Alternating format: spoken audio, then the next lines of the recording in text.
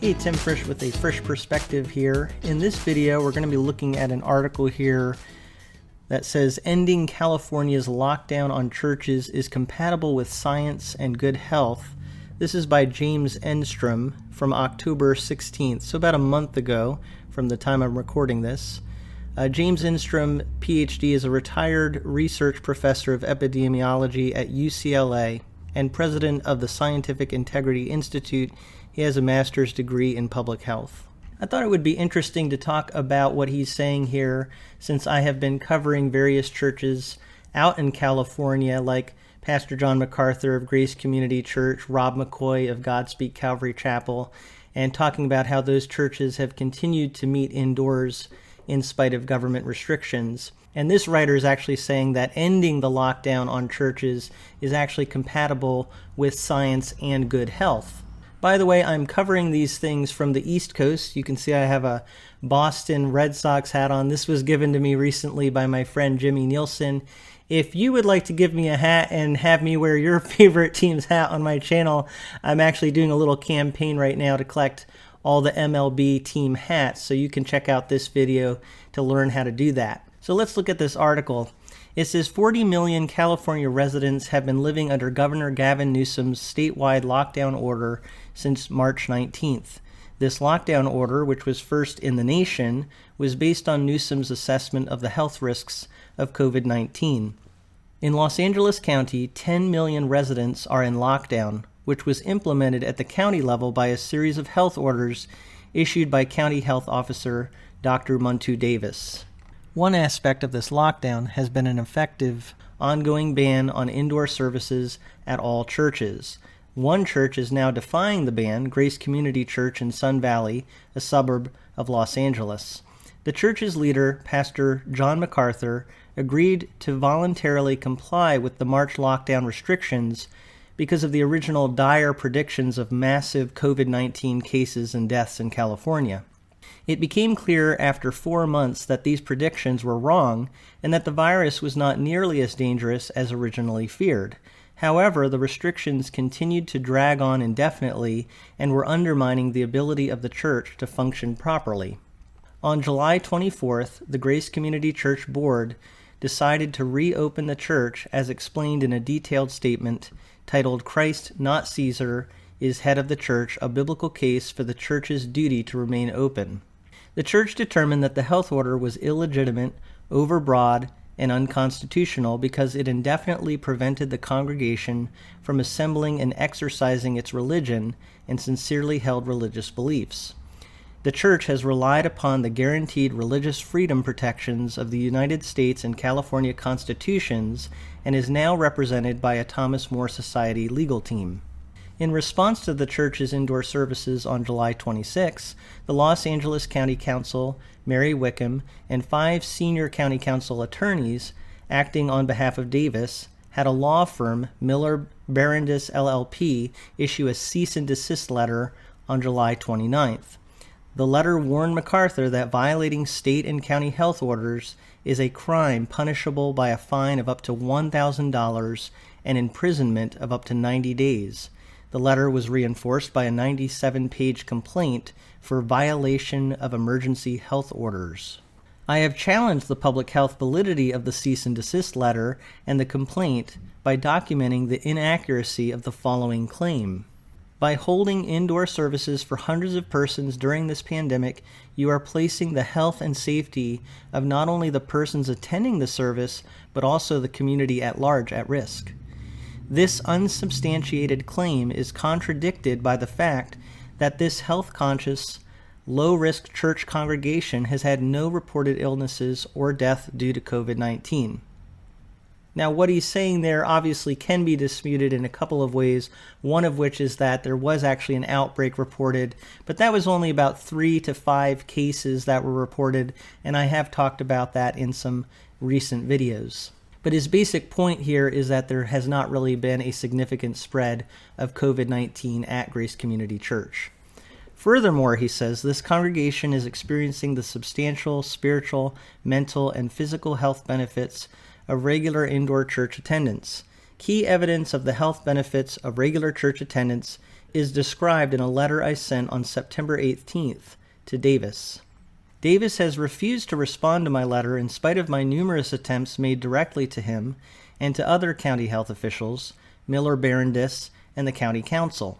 Davis needs to examine and acknowledge the decades of peer-reviewed epidemiologic evidence that regular church attendance is consistently associated with reduced death rates and many other health benefits, as described in my 2008 article in Preventative Medicine and a 1997 article in the American Journal of Public Health. For instance, a representative sample of United States adults adhering to 4 simple health practices, one of which is weekly church attendance, had a total age-adjusted death rate that was only 1/2 of the death rate among the entire sample. Among a representative sample of Californian adults, frequent church attenders had a total death rate that was only 64% of the death rate of infrequent attenders. Even after adjusting for other health-related factors, there was still a significant mortality reduction among regular attenders. So he's saying here that scientifically speaking, studies have shown that people who attend church, it's actually very beneficial to their health when they go to church. In addition, he says, frequent attenders are more likely to stop smoking, increase exercise, increase social contacts, and stay married. There is much more evidence that supports the benefits of church attendance. Thus, there is very strong evidence that the health benefits of indoor worship services far exceed the alleged health risks of COVID-19 for this congregation, which has thus far experienced no illness or death associated with COVID-19. I again understand that some people are going to say, well, Grace Community Church has had some illness, but his general point here still stands that the amount of illness that they've experienced doesn't really outweigh the benefits of attending church. Rather than supporting an unconstitutional and oppressive legal complaint against the church based on invalid health claims, Davis needs to modify the current county health order to allow indoor worship services at this church. This church and its low-risk congregation can be carefully monitored for COVID-19 risk and can serve as a model for reopening churches as part of a rapidly growing effort to reopen low-risk parts of American society. This reopening strategy is described in the Great Barrington Declaration, now signed by over 10,000 public health scientists, which states, as infectious disease epidemiologists and public health scientists, we have grave concerns about the damaging physical and mental health impacts of the prevailing COVID-19 policies and recommend an approach we call focused protection.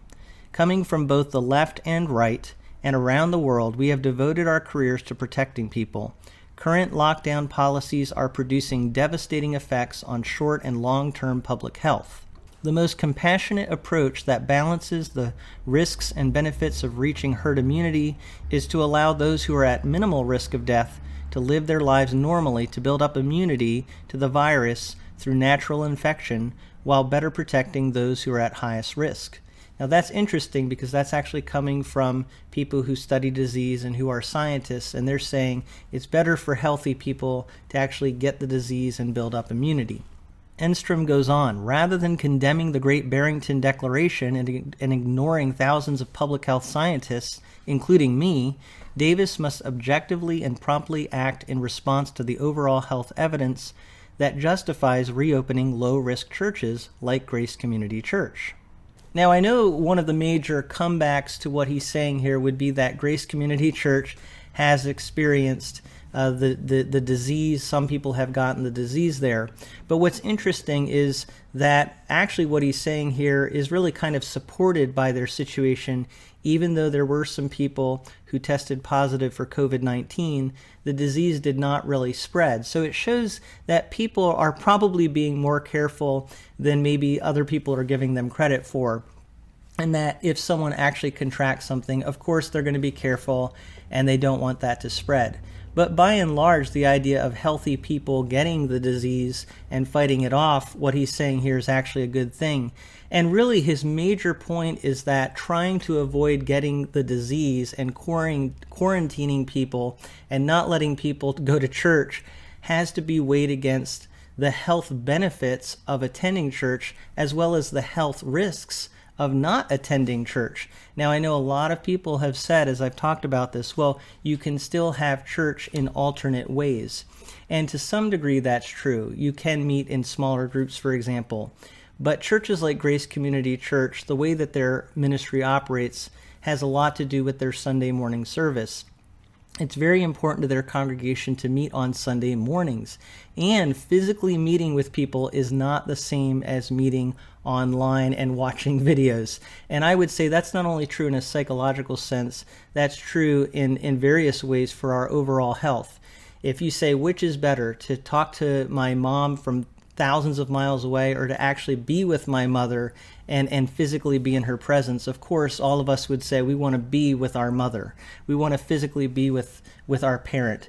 And the same is true for Christians and people that go to church. They want to physically be with other Christians, and that is really actually beneficial to their health. And that's really the point that he's making here. Now, again, there is a caveat put on some of this stuff because he was talking about this a month ago before there was an upsurge of cases in California. So, of course, that is going to have bearing on to how we look at the situation. And again, I do think Grace Community Church would be wise, and if there really was a major outbreak in their area, they would try to be careful and act with some precaution. But the big points that the church is making is that the government is really overstepping its bounds in the way that it is treating churches, and the government is also being inconsistent in that it has been looser on other entities and other people gathering, whereas churches, it's been pretty strict. And again, we're talking especially in California, and Grace Community Church is in LA County, and that is exactly the area of the country that this writer is talking about. So I thought this was a really applicable article and really speaks a lot to that situation that I've been talking about a lot in California. I guess my one other comment is that there really is a balancing act here that we all have to acknowledge. And I know if you've experienced a really serious situation with COVID-19, maybe you had a family member that became seriously ill or even passed away as a result of the disease, of course, you're going to be on that side of wanting to be as protective and safe and avoiding the disease as much as possible. And you know what? There's validity in that. However, there is also the health concern of what happens when we as a society go the other direction and we stop allowing people to do what they normally do. And many of those things are actually important to their health. I'm going to be covering an article soon on Tim Challies' situation. I don't know if you know this, but Tim Challies is a well-known Christian writer, and recently his son passed away. It was a very tragic situation, very unexpected situation. Well, as they're processing the grief, which as you can imagine is very hard as a family, they're also having to deal with the fact that they have to process that grief while in quarantine, and they can't be with people who can be a support and encouragement to them physically during this time.